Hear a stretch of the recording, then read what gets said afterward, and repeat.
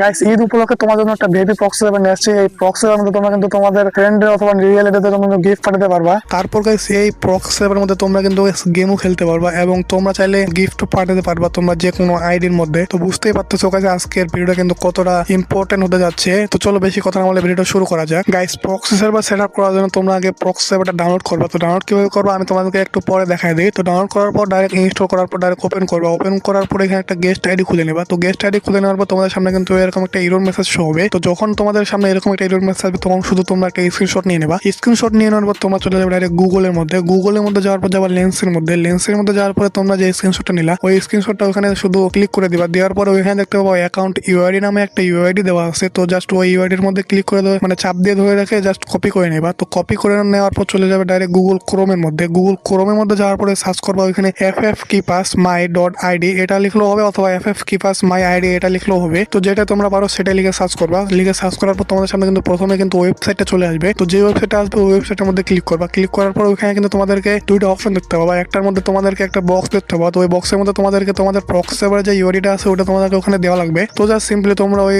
ফাঁকা বক্সের মধ্যে তোমাদের প্রক্সি সার্ভারের ইউআইডিটা দিয়ে দিবা। দিয়ে দেওয়ার পর নিচে দেখতে পাবা ভেরিফাই ইউআইডি, এটার মধ্যে জাস্ট ক্লিক করবা।